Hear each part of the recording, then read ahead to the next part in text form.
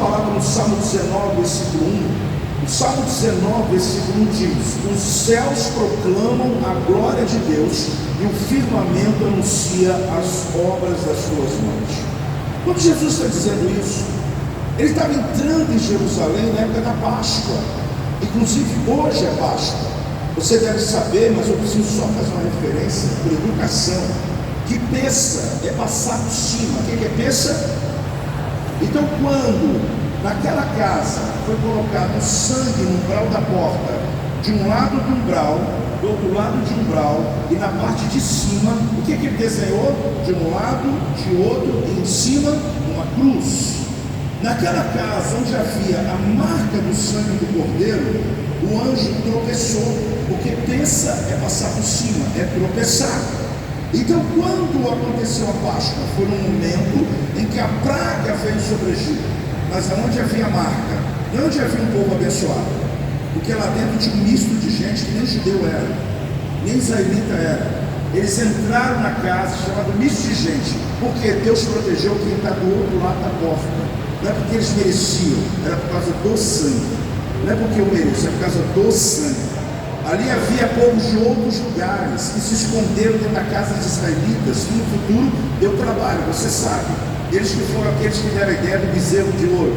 Só que quando o anjo veio, ele tropeça, ele passa por cima da casa. Sabe por quê? Porque peça isso, Páscoa isso, que nenhuma praga chegará sobre a tua casa, sobre o teu ministério, sobre o teu casamento. A praga vai tropeçar, vai passar por cima. Dá uma salva de palmas ao Senhor, dá glória a Deus em nome de Jesus. Jesus, então, quando ele entra em Israel, em Jerusalém, eles estão dizendo para que o povo se cale. Mas naquele momento ali, diz o Senhor na palavra dele, em Lucas capítulo 19, versículo 39, vai dizer, dizendo: bendito o rei que vem em nome do Senhor, paz no céu e glória nas maiores alturas. Ora, alguns dos fariseus disseram, em meio à multidão: mestre, repreende os teus discípulos. Eles disseram o quê? Repreende os seus discípulos. Só que diz a palavra o seguinte, ele diz o seguinte: mas ele lhes respondeu: asseguro-vos que se eles se calarem, as próprias pedras clamarão. As pedras estão clamando. Quando eu disse a você sobre esse professor, inclusive ele foi a pessoa que descobriu o tanque de Siloé. O nome dele está lá, Shubom. Na verdade, ele é o responsável por aquela região da cidadela de Davi. Quando você for lá em Israel, por favor, não deixe eles ir no tanque de Siloé. Então ele falou: olha, eu falei com as pedras por 30 anos, eu fiquei ali, ele é arqueólogo, estudando as pedras. Ele disse: eu não estudo a pedra para poder provar a Bíblia, eu estudo as pedras, e elas vão concluir o que está na palavra. Ele não é messiânico, ele não é uma pessoa crente, mas ele estava mostrando para nós que as pedras falam. E eu comecei a perceber que faz sentido quando ele traz esse entendimento sobre o que Jesus disse, que se aquela geração ela não cumprir a sua missão, a natureza vai clamar. A grande verdade, querido, que eu aprendi quando nesse texto, que a gente está vivendo uma perspectiva muito estranha nesse tempo do nosso Brasil. Eu diria para você que os próximos 7 anos são os piores e os melhores anos da nossa vida. Apóstolo, melhora essa situação aí. São os piores e são os melhores anos da nossa vida. A igreja, ela está vivendo já um ciclo que não começou agora esse ano, mas ela está vivendo um ciclo de alto crescimento. Para mim, esse ano é o ano para formar identidade, é o ano de formar pessoas. A quantidade de pessoas que nós formarmos vai determinar o nível do crescimento de você no seu ministério, na sua empresa, na sua vida, que você vai absorver na sua vida. A questão não é o que Deus pode fazer, é o quanto você pode suportar. É o quanto você está entendendo esse tempo de Deus na sua vida. Então, quando eu digo que serão dias ruins e dias bons, é porque existe um grito de Hosana. Hosana é um grito de socorro. Esse grito está se repetindo em nossa geração, na boca das pessoas, aonde para uns Deus vai mandar provisão, para outros será com tribulação. O assunto, a ação de Deus vai ser a mesma, mas para quem não está preparado vai ser atropelado. Para quem está preparado vai ser uma provisão para a sua vida. Quem quer entender o que eu estou explicando aqui hoje? Você não entendeu tudo ainda? Calma.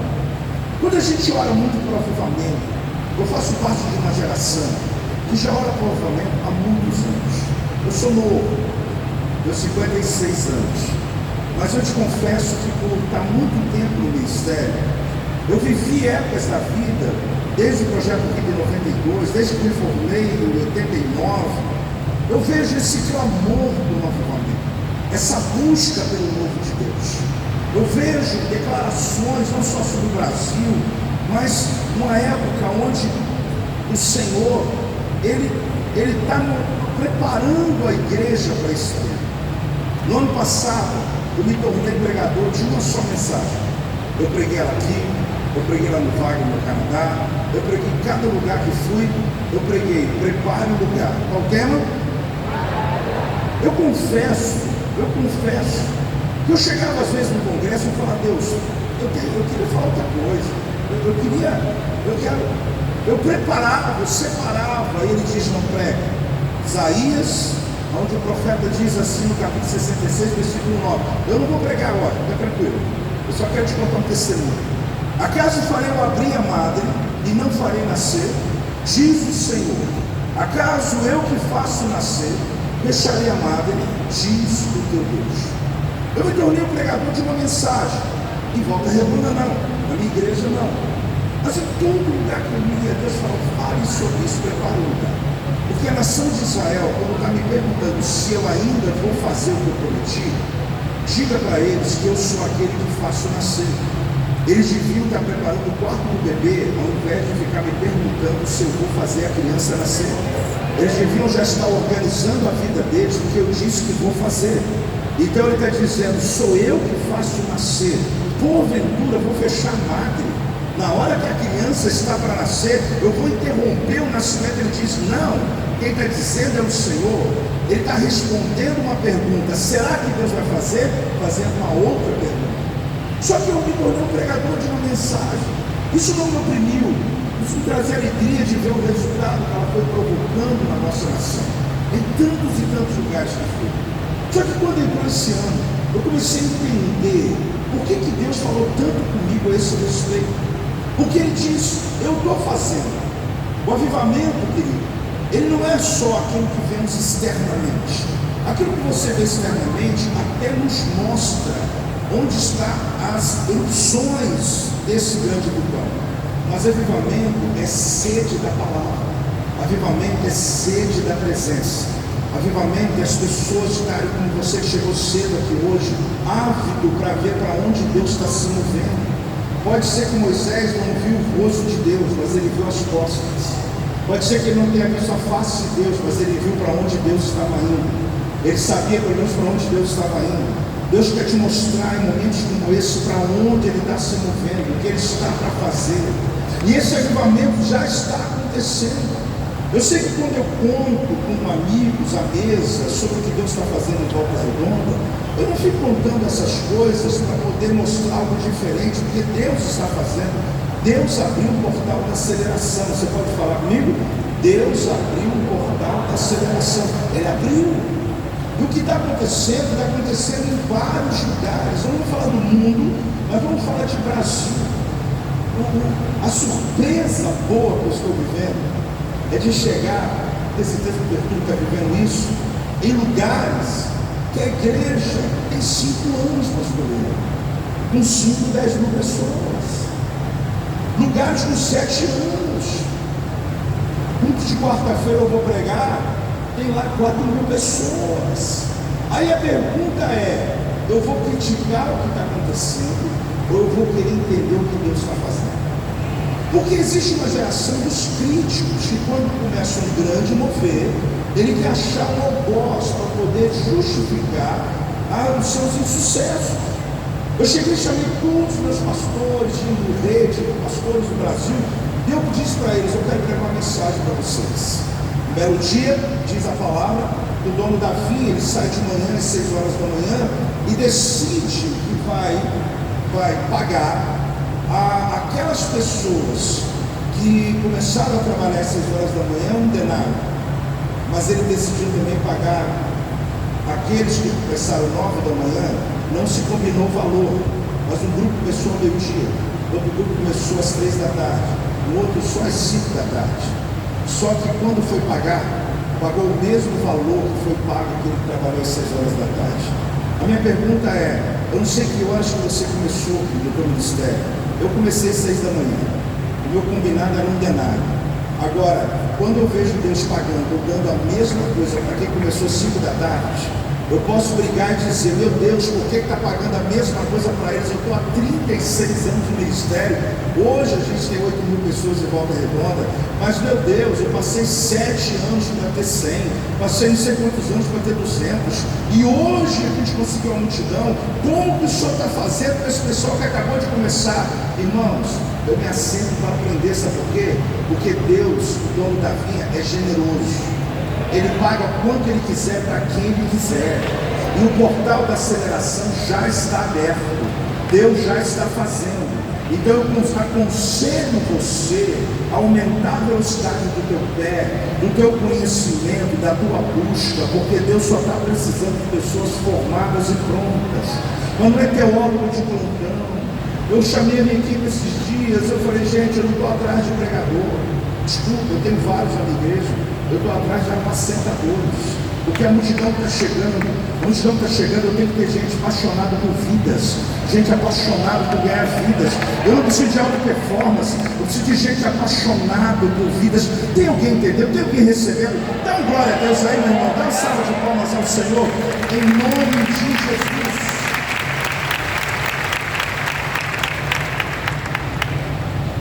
Durante muito tempo, ano passado todo, eu me tornei esse pregador de uma só mensagem.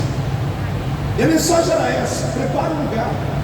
Porque se você tiver o lugar preparado, começando você, a sua equipe, as estruturas. Vamos lá, primeiro eu, minha equipe e as estruturas. Vamos lá, primeiro eu, depois minha equipe e depois as estruturas. Porque muita gente tem estrutura preparada, mas ele não está pronto. Muita gente, ele está pronto, mas a equipe dele não viveu aquele milagre de Gideão. Quem sabe que foi o milagre de Gideão? Dá um amém. Apóstolo, eu sei, mas eu não sei. Vou te lembrar. Gideão deixou o manto dele na ele e falou: Deus molha. Deus foi e molhou o manto dele de novo, de lã, né? O novelo para você, mas era manto. Ele traz aquele manto, espreme muita água. O que ele pediu para Deus? Senhor, eu vou colocar de novo na ilha, mas o Senhor deixa ele seco agora. Eu queria que o Senhor molhasse a volta dele. Sabe por quê, meu irmão? Porque se Gideão tivesse encharcado da visão que Deus deu para ele, mas não tivesse mais ninguém, ele não ia chegar onde ele chegou. Agora, se a volta dele receber a mesma água que ele recebeu dentro dele, ninguém segura esse homem. Eu vou dizer uma coisa para você aqui: daqui é um lugar que Deus está molhando a volta. E teu pastor já está molhado, teu pastor já está cheio. Desculpa, ele já tem visto coisas. Só que você precisa entender, você está aqui para que você também receba a visão que Deus deu, porque se ele vê sozinho, ele não chega a lugar nenhum. Agora, se a equipe enxergar, meu irmão, Deus fará coisas extraordinárias. Então eu tenho que estar pronto, a minha equipe tem que estar pronta, e as estruturas também têm que estar prontas, porque Deus está trazendo as águas. Fale comigo, Deus está trazendo as águas. Agora, o que as pedras me contaram? Elas me contaram que os rios têm margem. Fale comigo, os rios têm margem. Eu sei que você já ouviu que a gente não pode controlar a presença de Deus. Quem já ouviu isso? Dá um amém. Nunca ouviu? Que a gente não pode controlar a presença de Deus. Quem já ouviu isso, diga amém. Amém. Inclusive na palavra de Deus, a gente tem essa história de Uzá, que tentou segurar a arca e ele morre, é fulminado. Eu preguei por muitos anos, lá atrás, muitos anos. Nessa época eu era músico da igreja ainda e falava muito sobre tabernáculo. E ali eu falava muito sobre a questão da arca, que não pode ser carregada por bois, boi tropeça, coloca o nome do levita, o levita vai levar, e tinha toda uma história. E eu continuo acreditando nisso. Eu não posso controlar a presença de Deus, mas eu posso organizar. Eu quero te provar isso. Fala comigo, eu não posso controlar a glória de Deus, mas eu posso organizar. Isso é que aconteceu, a gente não entendeu o princípio que até rio tem margem. Porque se as águas descerem da montanha e não tiver margem, sabe o que acontece com as águas? Elas se perdem, elas inundam uma cidade, faz uma bagunça danada e tudo vai embora depois. Então eu preciso entender que eu não controlo as águas, mas eu posso organizar o caminho delas. Quem está me entendendo? E aí é onde a gente se perdeu, buscando de Deus, Senhor, manda um avivamento, faz algo extraordinário. Aí você descobre que não conduzir ou conduzir corretamente. Davi, ele aciona o protocolo. O protocolo de Davi, todos nós conhecemos. Quando a Arca da Aliança ficou na casa de Obed-Edom, ele vai então, leva os levitas, e ele decide que o sétimo passo, quem vai pisar é Deus. Ali entra a ideia do sétimo passo. Ele dá 6 passos, levanta um altar. Ele dá 6 passos, faz o quê? Ei, vocês estão aí? Dá 6 passos, faz o quê? Levanta o altar. Mata touros ali, animais, derrama sangue. Ele faz um caminho de 8 quilômetros da casa de Obed-Edom. Hoje a cidade chama Motzá. Essa cidade dá 8 a 9 quilômetros até chegar no templo. Ele faz um caminho de sangue, querido, porque se você levanta um altar a cada 6 passos, você imagina quanto sangue era pisado. E do céu Deus olhava e via um trajeto todo de sangue. Tudo isso aponta o Messias. Mas olhe bem, Davi entendeu o princípio. Ok, ele conduz a glória de Deus de volta para Jerusalém.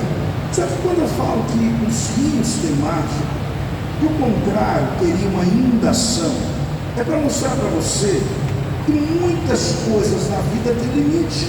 Até um artista, ele está com uma tela para pintar. Se essa tela, querida, ela tem 40 centímetros quadrados, se ela é uma tela de 60, se ela é de 1 metro, se ela tem 10 metros, ele vai ter que obedecer à margem, obedecer a... Por mais que ele seja criativo, ele vai ter que pintar dentro desse espaço. Não tem jeito, porque mesmo na minha criatividade, eu preciso entender onde eu vou expor. Na música não é diferente. Por mais que você ouça músicas lindas aqui hoje, nós podemos tocar o dia inteiro, a gente nunca vai sair das 7 notas. São 7 notas que nós temos. Nós temos alguns acidentes chamados bemóis e susteníveis. Queremos alguns acordes diminutos que são notas estranhas para causar uma harmonia. Só que não dá para sair dela. Você pode tocar música indiana, você pode tocar rock and roll, você pode tocar música ópera, vai ficar nas 7 notas. Por quê? Por mais que eu crie, eu vou criar dentro de uma margem. Quem está me entendendo, diga amém. Quando Roma começou a construir estradas, mais de 400 mil quilômetros de estradas, 80 mil desses aí eram estradas pavimentadas. Eles começaram a organizar o mundo, eles construíram estradas para quê?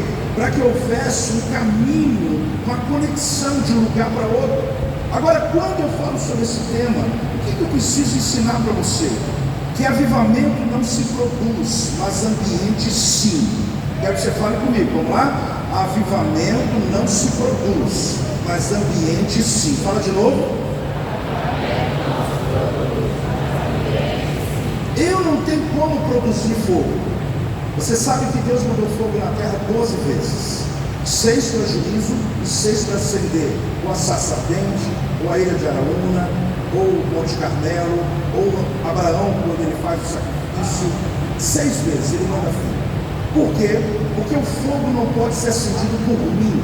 Eu só posso preparar o altar. Quem manda fogo é Deus.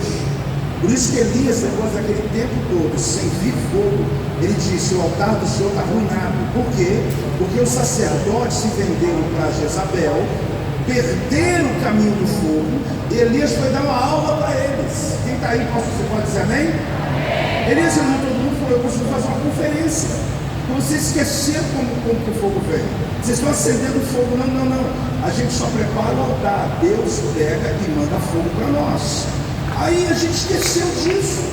A gente começou a tentar produzir fogo, a achar que as estruturas do painel de LED, sei lá o que for, vai produzir fogo. Irmão, essas coisas elas só servem para a gente, mas elas não servem a Deus. Elas não significam nada diante do que Deus quer fazer no lugar. Eu quero ter essas estruturas, eu quero ter um conforto melhor que eu puder, só que elas não definem onde eu vou chegar.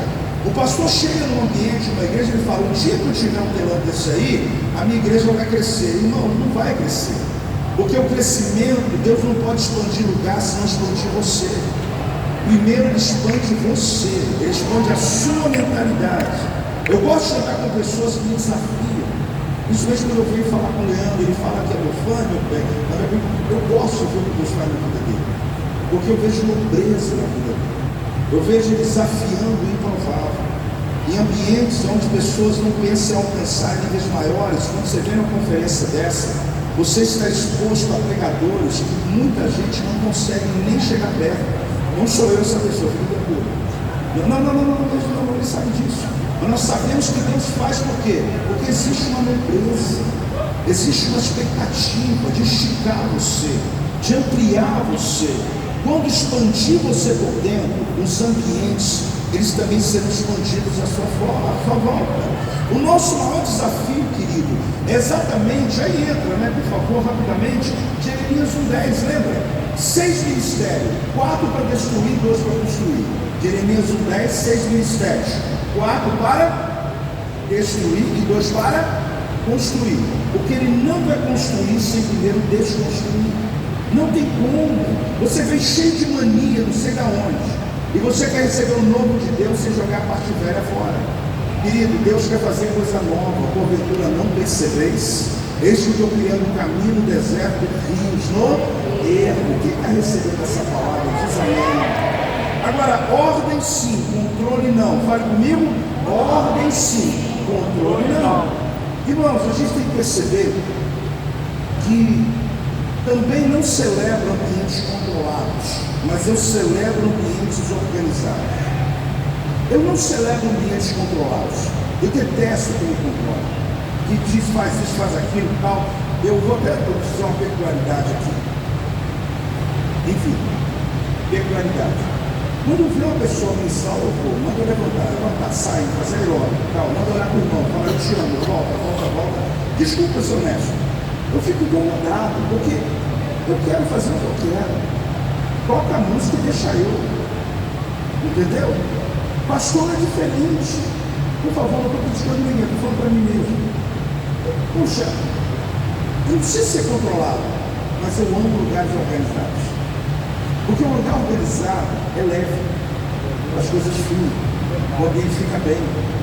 A gente fez um projeto já há muitos anos, em Volta Redonda, organizando horários de culto. Um dos meus discípulos, eu gosto muito que falem, que pensa, ele disse: apóstolo, o senhor está atrapalhando o Espírito Santo, porque essa coisa de ter horário de louvor, horário de palavra, tempo não sei o quê. Eu falei: irmão, o Espírito Santo, o pacto de chá, tem que ficar organizado.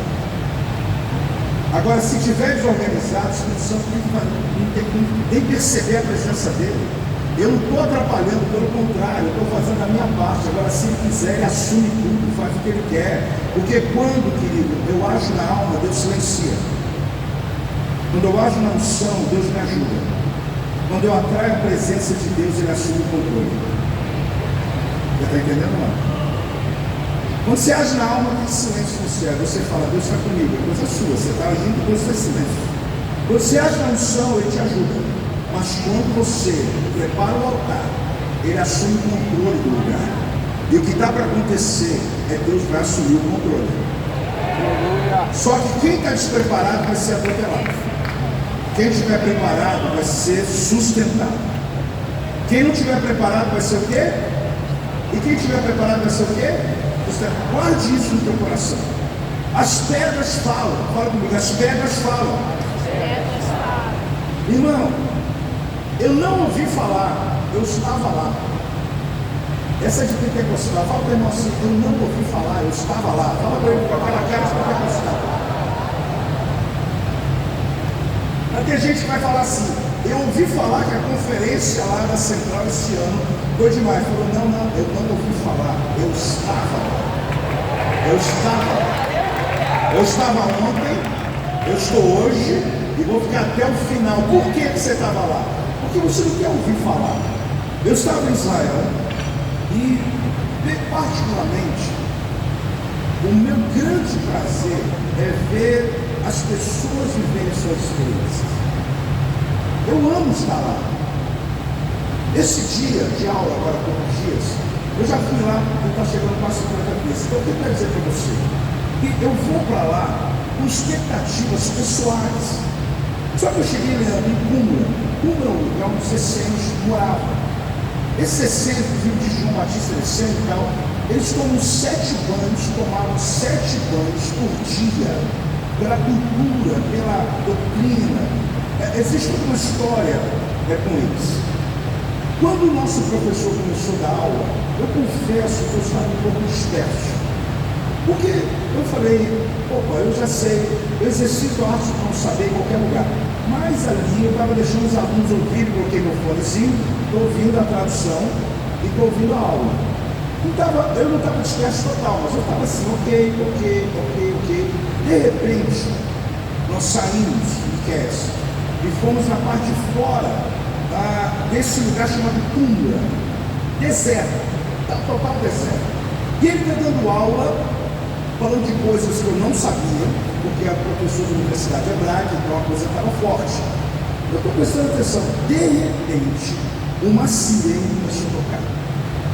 Um alto-falante, alguém falando em hebraico, falando muito forte. E eu vi que o professor continuou dando aula. Eu, na hora, já fiz o cálculo. Tem 30 pessoas aqui, não sei se dá tempo para ir no hotel, vamos para o aeroporto, vamos embora, porque, infelizmente, eu nunca vivi nada desse jeito lá, graças a Deus. Porém, imaginei, é hora de ir para o aeroporto e ir embora, porque deve ter alguma coisa. Tinha muitos caças passando naquele dia, estava num ambiente diferente. Eu falei: será que é um alarme para a gente ir embora? O professor continuou dando aula. Como ele continuou dando aula, eu continuei ouvindo a sirene e a voz não parava de dizer algo. Eu falei: professor, eu estou incomodado, eu queria, desculpa incomodar o senhor, mas o que está falando aqui? Ele disse: não, está vendo aquele pessoal lá longe? Eu falei: tinha uma família lá, é um deserto, tem uma montanha, eles estavam no pé da montanha, eles estão no lugar aonde corre muito perigo. Eu falei: qual perigo? Eles estão no caminho das águas. Eu sei do conceito das correntes do Negev. Eu sei quando o profeta, a mão do Senhor veio sobre o profeta, ele disse: vá para o deserto, abra covas e covas. Quem lembra desse texto? Cisternas e cisternas, que as águas virão. Você não vai ter chuva, não vai ter vento, não vai ter nuvem. Vocês estão aí ou não? Posso continuar? Vocês lembram? Ele falou: volta. Aqueles 3 reis perdidos voltaram, construíram as covas, as cisternas. As águas vieram pela manhã, no sacrifício da manhã. Eu conheço o conceito, eu prego sobre as coisas do Negev. Só que eu nunca tive a oportunidade de ver as águas vindo da montanha, porque quando elas vêm, elas atropelam, derrubam asfalto, o asfalto sobe. Se tiver ônibus na frente, derruba ônibus, ela vem forte, ela vem arrebentando tudo. Só que você está com o céu aberto, não tem nada, não tem nuvem, não tem sinal de chuva, não tem nada. A sirene tocou, Miqueias. Aí eu falei assim: o que é? Ele falou: não, porque eles estão avisando que em qualquer momento as águas vão descer de Jerusalém, porque está chovendo lá em cima. Eu não sabia se eu celebrava ou ficava com medo, porque eu falei: se eu estiver na reta delas, deu ruim. Aí o que acontece? A sirene está tocando para avisar aquela família para sair de lá. Só que qualquer pessoa, naturalmente falando, vai dizer: isso aqui é insano, porque não tem possibilidade desse lugar árido, desse sol quente, desse lugar que está agora, de alguém ter que sair daquela região, porque em qualquer momento uma cachoeira vai vir arrebentando com eles. Só que o Espírito Santo falou comigo: eu estou tocando a sirene do Brasil.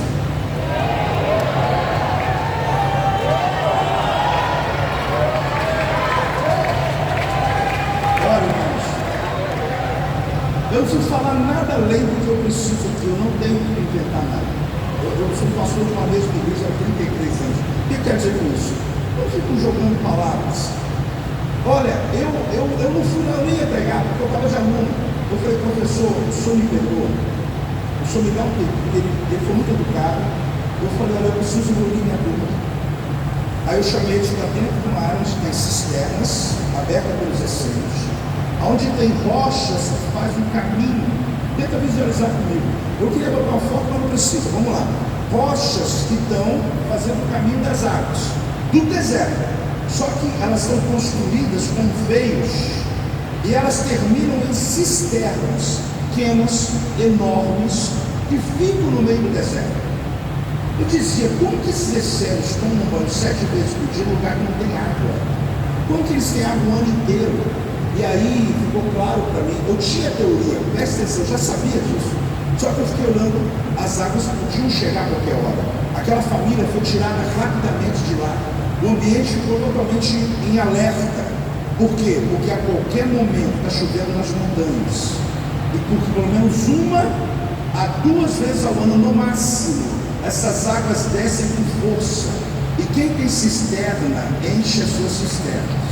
Quem não tem, as águas atropelam quem está no caminho. Na hora que eu ouvi, eu chamei o pessoal, falei, gente, eu estou entendendo agora, porque eu passei um ano dizendo para o Brasil, prepare o lugar, prepare você, prepare a tua equipe, prepare a sua estrutura. Prepare você, prepare a sua equipe, prepare a sua estrutura. Só que alguns falavam assim para mim, pastor, mas eu tenho 50 pessoas só. Aqui não acontece nada nessa cidade. Eu sou pastor de uma pequena igreja. Ou então aqui é uma igreja de 1000 pessoas, mas já tem 10 anos que não passa de 1000. A gente aqui não tem sinal nenhum. Prepare você, prepare a equipe, prepare o lugar. E Deus mandando falar isso. Eu confesso que às vezes que Joel, eu queria falar. Mas o Espírito Santo fala e avisa. Quando eu vi aquela sirene tocando, uma voz hebraica dizendo, sai. A tradução que ele me deu é o seguinte, vocês têm que sair do lugar perigoso. Perigoso, eu falei, peraí. Então a gente romantiza o avivamento. A gente romantiza o mover de Deus.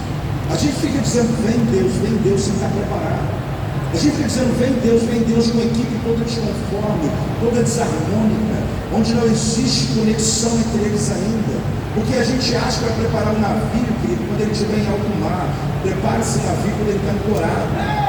Porque quando está na tempestade, não dá para fazer reparo de navio, não. Você faz até de emergência, mas você não fecha buraco de navio no meio do mar. Você fecha agora. Eu já estou fechando há um tempo, estou preparando.